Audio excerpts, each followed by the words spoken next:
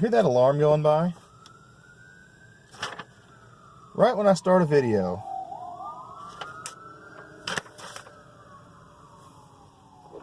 Every time. Hello everyone and welcome to Ask Uncle Buck. I'm your host, Uncle Buck. You got big buck questions. I got big buck answers. So, sorry for the late upload this week. Took me a little while to get organized. But I got 6 questions this week. 6 questions, so I guess we had better get through them pretty quick. First one comes from Max Beard. Cool name, dude. Cool name indeed. Who asks, how many cucks would Mad Cucks cuck if Mad Cucks could cuck cucks? All of them. He would cuck all of them. Mad Cucks being my co-host Tab Burt on the show. Our podcast, Here's What I Don't Get, comes out every Friday. Patreon.com/HWIDG. Stands for Here's What I Don't Get. We've got 3 tiers. Enough commercial.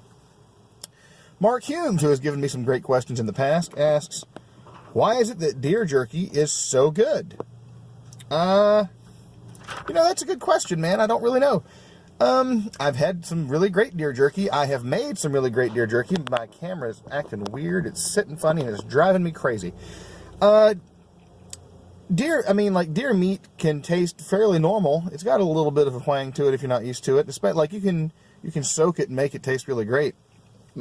Almost exactly like beef. I even made deer haggis one time, and that was great.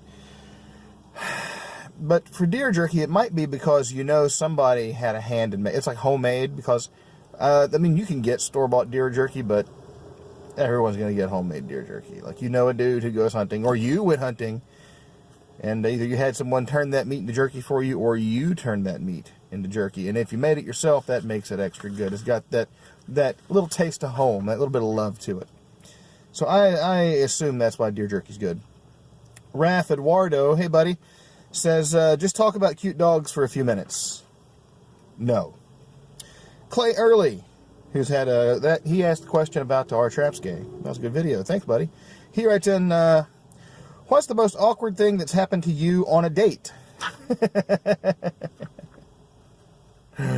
Okay, so this was before I was married to my first wife. I was on the prowl using the resource of the internet to find chicks to date. That was back in the days of AOL, Instant Messenger.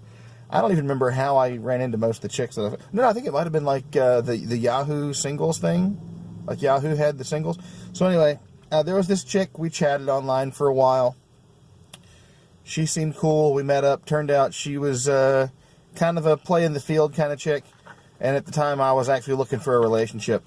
So the date didn't go particularly well in my eyes. She gave me some signals that she wasn't really the kind of chick I was into, and I think maybe I was a little boring to her because I think she was looking for a one and done kind of thing, like a in the back seat kind of deal.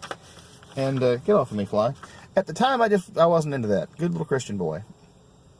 And of course, I'm married now, so I can get in the back seat of the car with her anytime I like. So, at the end of the date, we were going to say our goodbyes, and she goes to lean in to give me a kiss on the lips, and I gave her the cheek. I was like, mwah. And then I kissed her on the cheek, and we said goodnight. Never answered another message from me, and I'm probably glad. So, Flat Earth Tony, why do violence and leftists go together like a horse and carriage? What is this, Married with Children? Love and marriage, love and... Okay, so, the reason being is that's kind of how the people who are pulling the strings at the top of the leftist movement have rigged things. Just because you're someone who's on the left doesn't mean you're violent. It just means that violent people have congregated on the left right now. I'm not going to get too far into that, because that's a really big topic. Maybe I probably should have saved that for its own video. But leftists and violence don't necessarily go together. Not all leftists are violent, but right now it seems like all violent people are leftists. So there's that, for whatever it's worth. Here's the one I wanted to get to. Joshua Hemsley has sent me a couple of good questions. Once the gender pay gap war is won, will the age pay gap be next? So, let's talk about the gender pay gap for a second. If you've lived under a rock and you haven't heard all the memes coming out of the left, it's that women make 77 cents on the dollar when compared to a man. And that's BS. I think even like President Obama came out and said something like that. 77, 73, it kind of fluctuates back and forth. That women make 77 cents on the dollar compared to men. It's bull. It's bull, and it's demonstrably bull for a number of reasons. And I'm not going to dive into it. I mean, everyone's gone over this ad nauseum. Women tend to take jobs that don't pay as much. Women don't ask for raises as much. Women have to take time off of work for maternity and stuff like that. And once you factor in all these things, because it's not, they're not comparing apples to apples. They're not comparing a man and a woman who do the same job at the same capacity, and then the dude is just making 77, or she's only making 77 cents to his dollar. That's not the case. It's train going by. It's that overall men, overall women, and then women come in at 77%. But there's factors like they don't work as the dangerous jobs that pay more. Typically, some do.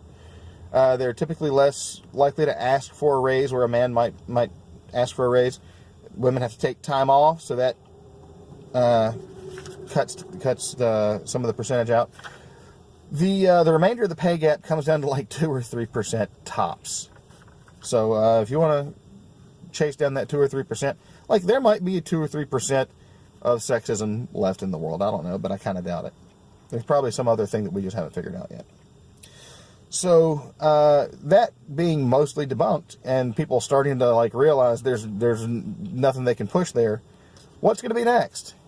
And that's a little hard to figure out, because the left is becoming really hard to satirize. And what I mean by that is, Joshua asked, will the age pay gap be next? And that might be a serious question, but it could also be a satirical question, like, what silly thing are they going to come up with next? And it's really hard to say what's going to be next, because we used to think that saying there would be a gender pay gap would be absurd. We used to think that the Russia collusion thing would be absurd.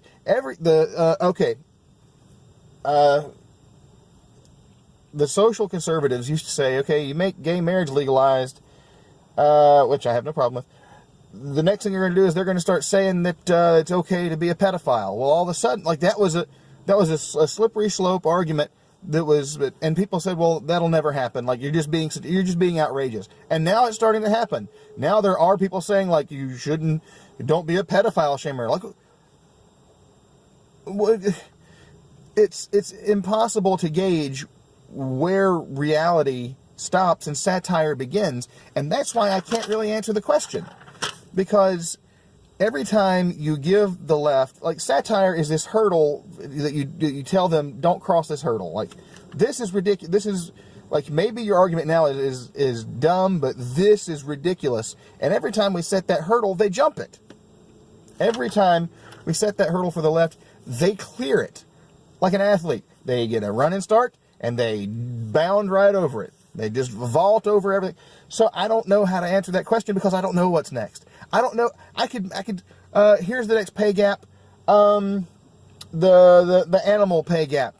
Service animals should be getting human money for their services. Okay, sure, whatever. Jump that one.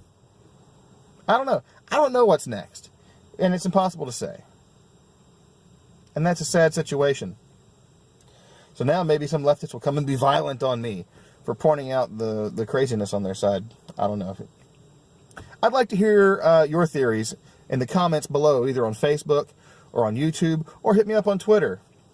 It's at Uncle Buck, HWIDG.